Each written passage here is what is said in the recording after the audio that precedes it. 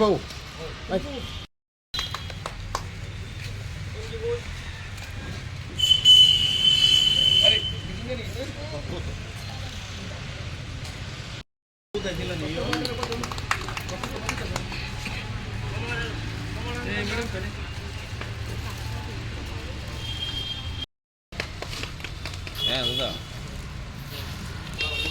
আচ্ছা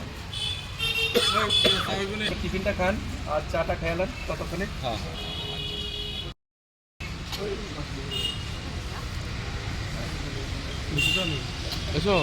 আমিও সরকারি কর্মচারী ছিলাম। একজন কর্মচারী হয়ে মানুষের মনের ভালোবাসা আদায় করা, মানুষের মনে বসা কঠিন। জনপ্রিয় হওয়া, এর বাইরে গিয়ে হৃদয়ের কাছে আমি যে বললাম যে তেলিয়ামারার একটা আমরা দেখেছি যে ছাত্র, আমি যে বললাম যে আমার বাড়ি এবং হেলমেট ছাড়া বাইক চালানো আমি নিজে ফিল করেছি। আমি সরকারি চাকরিতে রিটায়ার হয়েছি, এখন একটু অল্প সময় আছে, ওনার সঙ্গও দিয়েছি, ওনার কাছে গেছি। সেটা সরকার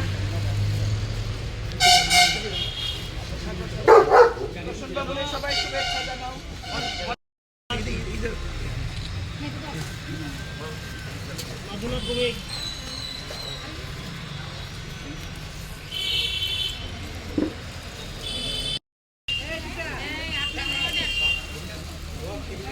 জয়ন্তী বর্মন,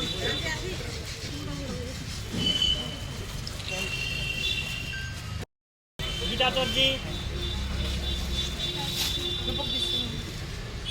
দীপিকা দাস,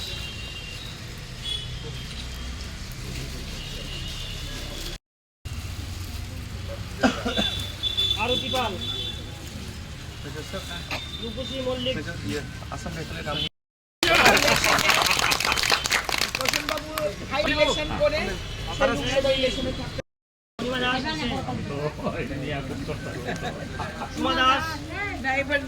নতুন বছরের নতুন রেজলিউশন একদম আমি এখন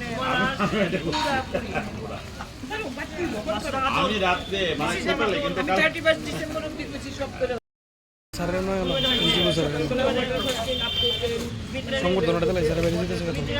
তারপরে খামো মিলেট না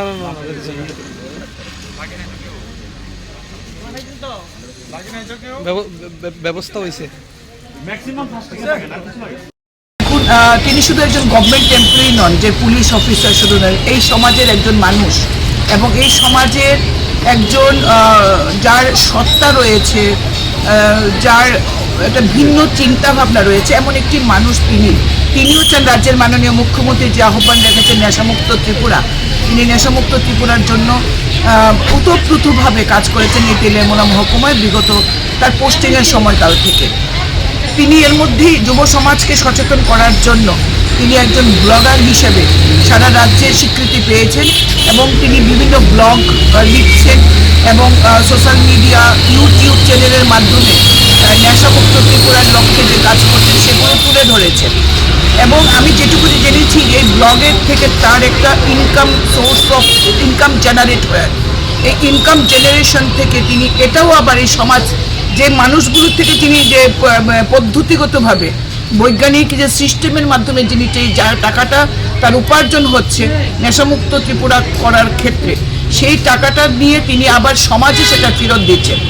এর জন্য তিনি তার যে রোজগারটা হচ্ছে, যে উপার্জনটা হচ্ছে, তিনি গরিব মানুষের মধ্যে সেই টাকাটা তুলে দিচ্ছেন। বিগত কিছুদিন যাবৎ গরিব ছাত্রছাত্রীদের তিনি বই পুস্তক যেমন দিয়েছেন, গরিব মানুষদের শীত বস্ত্র কম্বল তুলে দিচ্ছেন। আমি গতকালকেও সোশ্যাল মিডিয়াতে দেখেছি, রাজ্যের বাইরে থেকেও। আজকে সকালবেলা আমি যখন যাচ্ছিলাম তেলিয়ামুড়ার দিকে প্রচুর মহিলার ভিড়, তারপর জানলাম যে তিনি মিউনিসিপ্যালিটির ডোর টু ডোর যে গার্বেজ কালেকশন করেন, সেই গার্বেজ কালেকশন যারা কষ্ট করে করেন তাদেরকে শীত থেকে রক্ষা করার জন্য শীতবস্ত্র কম্বল আজকে এসডিপিও সাহেবের অফিস কমপ্লেক্সে তাদেরকে দিয়েছেন, তাদেরকে প্রাতরাশ করিয়েছেন, তাদের শুভেচ্ছা আশীর্বাদ তিনি গ্রহণ করেছেন। এটা বিশাল উদ্যোগ, মহান উদ্যোগ, আমি স্বাগত জানাই।